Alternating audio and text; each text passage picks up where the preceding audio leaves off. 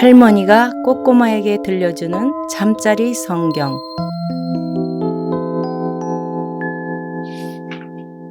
꼬꼬마야, 하나님 말씀 들으며 잘 자렴.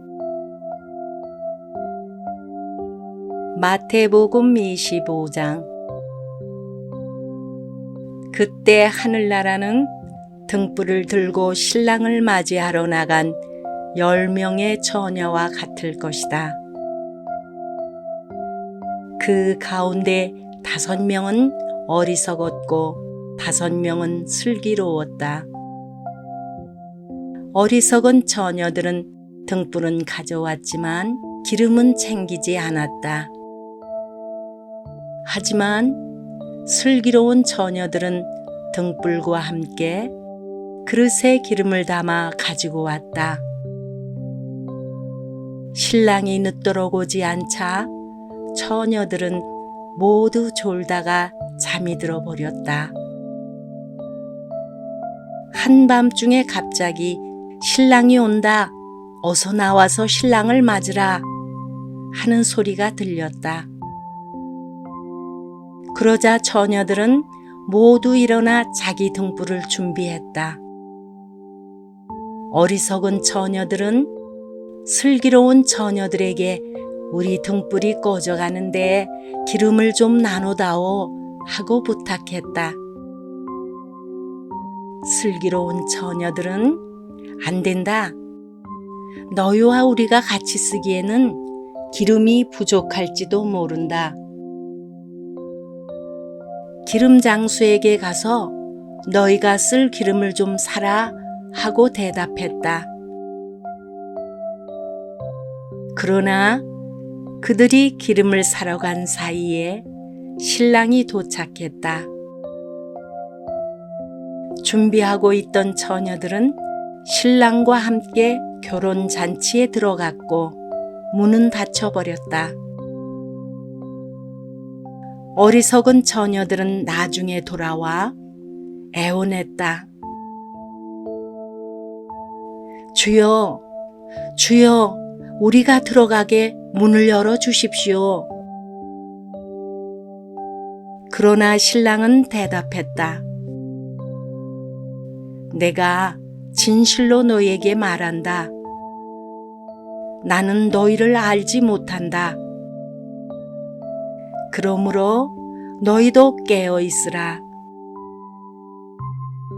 그 날짜와 그 시각을 알지 못하기 때문이다. 또한 하늘나라는 어떤 사람이 자기 종들을 불러 재산을 맡기고 여행을 떠나려는 것과 같다. 그는 종들의 능력에 따라 각각 5달란트, 2달란트, 1달란트를 주고는 여행을 떠났다. 5달란트 받은 종은 곧장 가서 그 돈으로 장사해 5달란트를 더 벌었다. 마찬가지로 2달란트 받은 종도 2달란트를 더 벌었다. 그러나 1달란트 받은 종은 가서 땅의 구덩이를 파고 주인의 돈을 감춰두었다.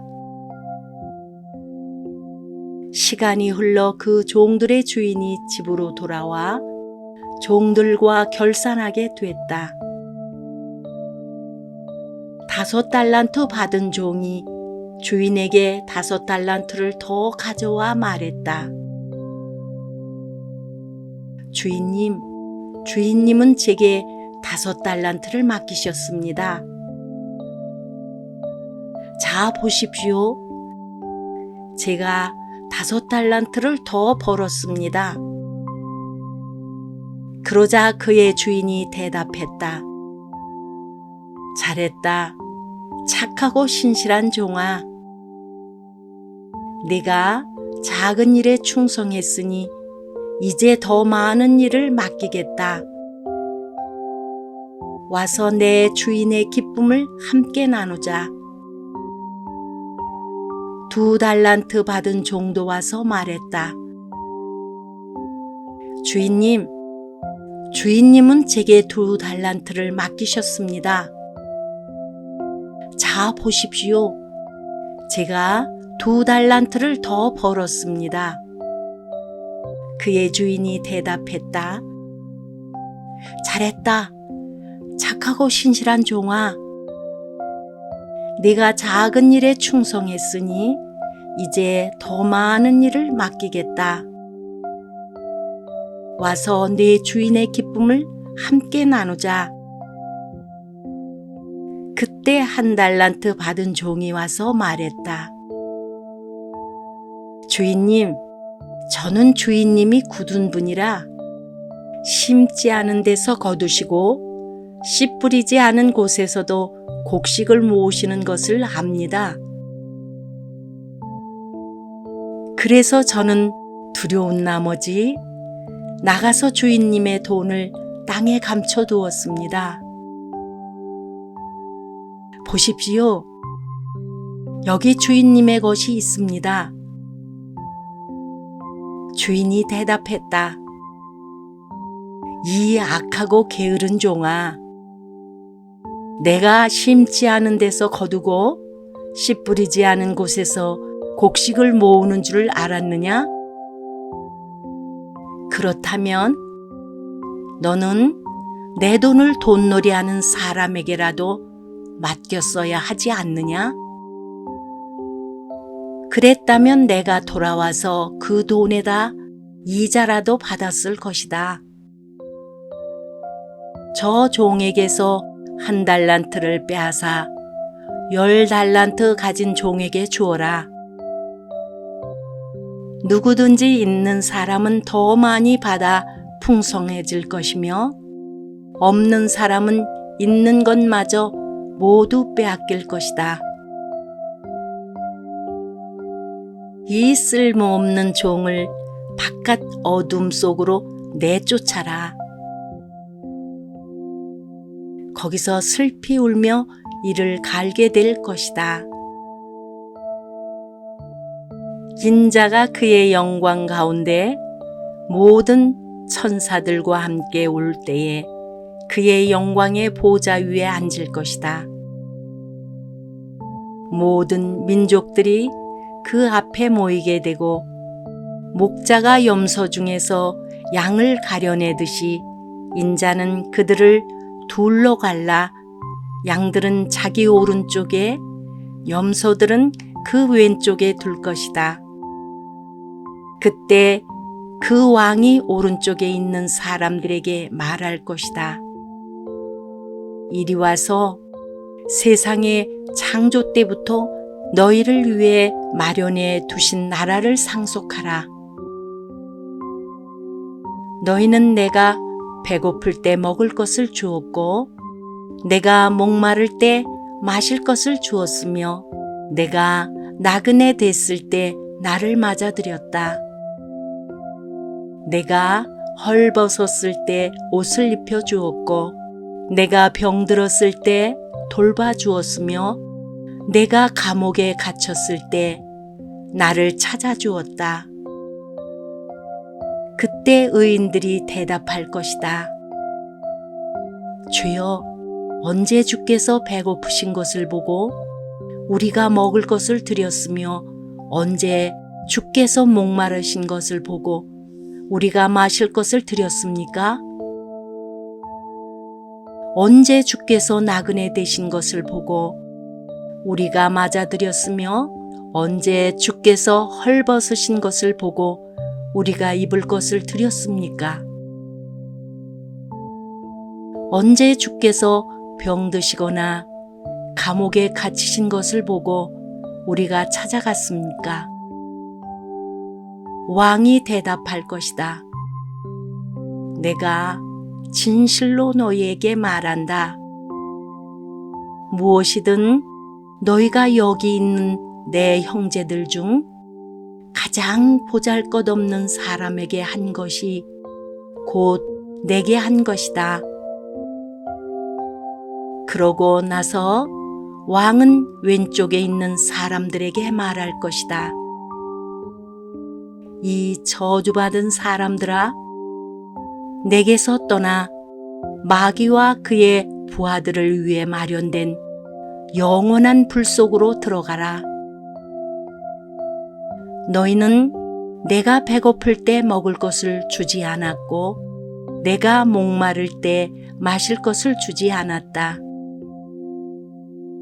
내가 나그네 됐을 때 너희는 나를 맞아들이지 않았고 내가 헐벗었을 때 입을 것을 주지 않았다.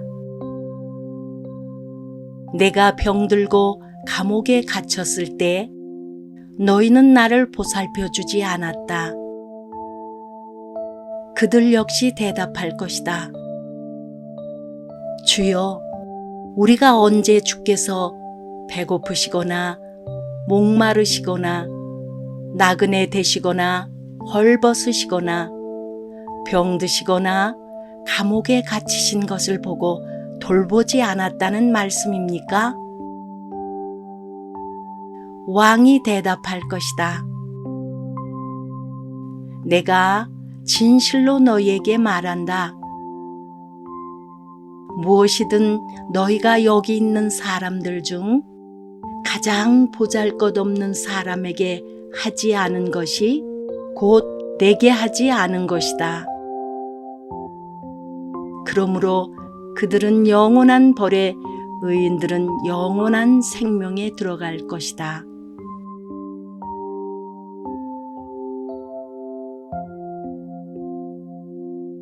마태복음 26장. 예수께서 이 모든 말씀들을 끝마친 후에 제자들에게 말씀하셨습니다. 너희도 알다시피 이틀만 있으면 유월절이다.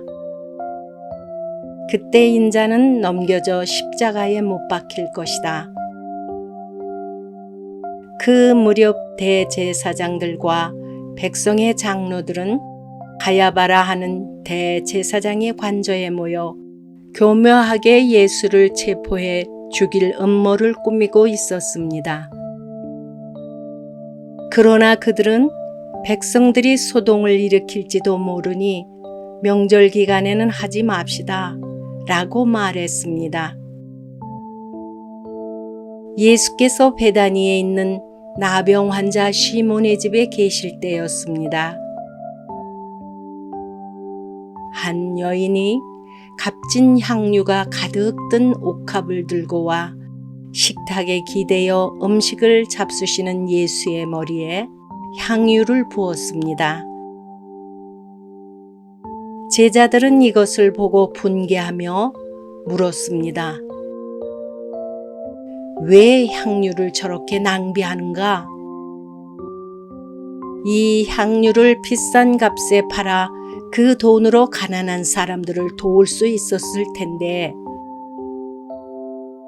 이것을 아신 예수께서 말씀하셨습니다. 왜 이 여인을 괴롭히느냐? 이 여인은 내게 좋은 일을 했다. 가난한 사람들은 항상 너희와 함께 있겠지만 나는 항상 너희 곁에 있는 것이 아니다. 이 여인이 내 몸에 향유를 부은 것은 내 장례를 준비하기 위한 것이다. 내가 진실로 너희에게 말한다. 온 세상 어디든지 복음이 전파되는 곳마다 이 여인이 한 일도 전해져서 사람들이 이 여인을 기억하게 될 것이다. 그때 12 제자 중 하나인 가룟 사람 유다가 대제사장들에게 가서 물었습니다. 예수를 당신들에게 넘겨주면 내게 얼마나 주겠소? 그들은 유다에게 은돈 30을 쳐 주었습니다. 그때부터 유다는 예수를 넘겨줄 기회를 엿보았습니다. 무교절 첫날에 제자들이 예수께 와서 물었습니다. 선생님께서 잡수실 유월절 음식을 어디에서 준비하면 좋겠습니까? 예수께서 대답하셨습니다. 성 안에 들어가 한 사람에게 가서 우리 선생님께서 말씀하시기를 나의 때가 가까워졌으니 내가 그대의 집에서 제자들과 함께 유월절을 지키겠다 하십니다라고 전하라. 그리하여 제자들은 예수께서 지시하신 대로 유월절을 준비했습니다. 저녁이 되자 예수께서 12 제자와 함께 식탁에 기대어 앉으셨습니다. 모두들 식사를 하고 있을 때에 예수께서 말씀하셨습니다. 내가 진실로 너희에게 말한다. 너희 중 하나가 나를 배반할 것이다. 제자들은 큰 슬픔에 잠겨 저마다 예수께 물었습니다. 주여, 저는 아니겠지요? 예수께서 대답하셨습니다. 나와 함께 그릇에 손을 넣은 사람이 나를 배반할 것이다. 인자는 자신에 대해 성경에 기록된 대로 가겠지만 인자를 배반하는 그 사람에게는 저주가 있을 것이다.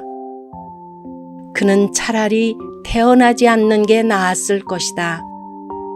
그때 예수를 배반한 유다가 말했습니다. 랍비여, 저는 아니겠지요? 예수께서 대답하셨습니다. 네가 말했다. 그들이 식사를 하고 있을 때에 예수께서 빵을 들어 감사기도를 드리신 후 떼어 제자들에게 주면서 말씀하셨습니다. 받아서 먹어라.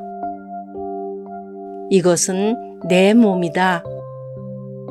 그리고 또 잔을 들어 감사기도를 드리신 후 제자들에게 주시면서 말씀하셨습니다. 너희 모두 이것을 마시라. 이것은 죄 사함을 위해 많은 사람들을 위해 흘리는 내 피 곧 언약의 피다. 내가 너희에게 말한다. 나는 이제부터 내 아버지의 나라에서 너희와 함께 새 포도주를 마실 그날까지 다시는 포도 열매로 만든 것을 마시지 않을 것이다. 그들은 찬송을 부른 후에 올리브 산으로 향했습니다. 그때 예수께서 제자들에게 말씀하셨습니다. 내가 목자를 치리니 양떼가 흩어질 것이다 라고 성경에 기록된 대로 오늘 밤에 너희는 모두 나를 버릴 것이다. 그러나 내가 살아난 뒤에 너희보다 먼저 갈릴리로 갈 것이다. 베드로가 대답했습니다. 모두들 주를 버린다 해도 저는 결코 버리지 않겠습니다. 예수께서 대답하셨습니다. 내가 진실로 네게 말한다. 바로 오늘 밤 닭이 울기 전에 너는 3번 나를 부인할 것이다. 그러자 베드로가 외쳤습니다. 주와 함께 죽을지언정 결코 주를 모른다고 하지 않을 것입니다. 그러자 다른 제자들도 모두 똑같이 말했습니다. 그때에 예수께서 제자들과 함께 겟세마네라고 하는 곳으로 가서 제자들에게 말씀하셨습니다. 내가 저기에 가서 기도하는 동안 여기 앉아 있으라. 예수께서 베드로와 세베대의 2 아들을 데리고 가셨습니다. 예수께서는 슬픔에 잠겨 괴로워하셨습니다. 그때 예수께서 그들에게 말씀하셨습니다. 내 마음이 너무 괴로워 죽을 지경이다. 너희는 여기 머물러 나와 함께 깨어 있도록 하라. 예수께서 조금 떨어진 곳으로 가셔서 얼굴을 땅에 파묻고 엎드려 기도하셨습니다. 내 아버지, 할 수 있다면 이 잔을 내게서 거둬주십시오. 그러나 내 뜻대로 하지 마시고 아버지의 뜻대로 하십시오. 그리고 제자들에게 돌아와 보니 그들은 자고 있었습니다. 예수께서 베드로에게 물으셨습니다. 너희가 1시간도 나와 함께 깨어 있지 못하겠느냐? 시험에 들지 않도록 깨어서 기도하라. 마음은 간절한데 육신이 약하구나. 그리고 예수께서 다시 가서 기도하셨습니다. 내 아버지, 내가 마시지 않고서는 이 잔이 내게서 떠날 수 없다면 아버지의 뜻대로 해 주십시오. 예수께서 돌아와 보니 제자들은 또 잠이 들어 있었습니다. 그들은 너무 졸려서 눈을 뜰 수 없었습니다. 그래서 예수께서 그들을 두고 또다시 가셔서 3번째로 똑같은 기도를 하셨습니다. 그러고는 제자들에게 돌아와 말씀하셨습니다. 이제는 자고 쉬라. 보라, 때가 가까이 왔다. 인자가 배반당해 죄인들의 손에 넘겨지게 됐구나.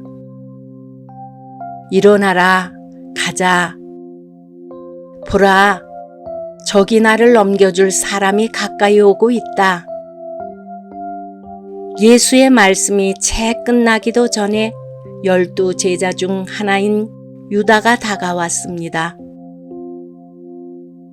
유다 곁에는 대제사장들과 백성의 장로들이 보낸 큰 무리가 칼과 몽둥이로 무장하고 있었습니다. 그리고 예수를 넘겨줄 사람이 그들에게 신호를 보내기로 정해 두었습니다. 내가 입을 맞추는 사람이 바로 그 사람이니 그를 붙잡으시오. 곧바로 유다는 예수께 다가가 라삐어 안녕하십니까? 라고 말하며 입을 맞추었습니다. 예수께서 대답하셨습니다. 친구요, 무엇을 하려고 여기에 왔느냐? 그러자 사람들이 한 발자국 앞으로 나오더니 예수를 붙잡아 체포했습니다. 그때 예수의 일행 중 한 사람이 손을 뻗어 자기 칼을 빼고는 대제사장의 종을 내리쳐 그 길을 잘랐습니다. 예수께서 그에게 말씀하셨습니다. 내 칼을 칼집에 도로 꽂아라.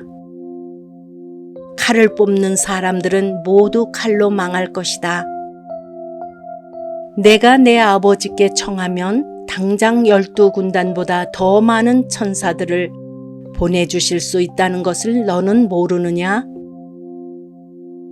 그러나 만일 그렇게 하면 성경에서 이런 일이 마땅히 일어나야 한다고 말한 것이 어떻게 이루어지겠느냐?